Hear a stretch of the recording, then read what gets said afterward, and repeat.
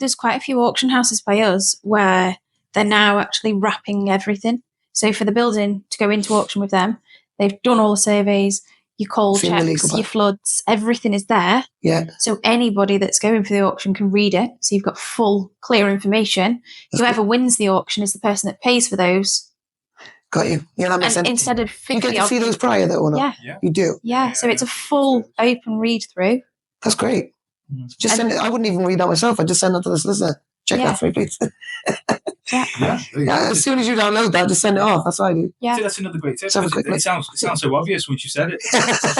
But do you read it yourself? Yeah. Because we're not going to understand all the jargon in there, right? No. We know what we know about running numbers, finding deals, getting the investors, all that stuff. Yeah. But we don't know all that legal jargon. Like, they could say anything in there and we'd be like, send it to us who knows that mumbo jumbo.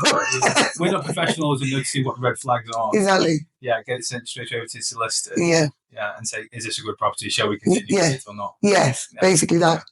Then did you get your builders in as well during that time period? No. Get it priced up so you can start running your numbers and see if it does stack up right? Not Joe. So the two that we've bought auction this year, we're very good at estimating refurbs anyway. Like every time I get a builder to then come and quote it, we're pretty much bang on. Yeah. Like within $1,000 or two either side, we're pretty good. So no is the answer to that. But that was only because there was very little time on both of mine before. I was lucky enough to get the surveys done in time and back. Yeah. And I've got a good, I've got a surveyor in my pocket as well.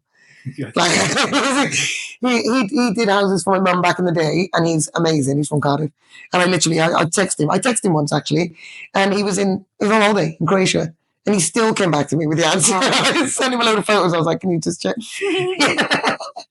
So it's good to have a good team. Yeah, like I think having the good power team is essential.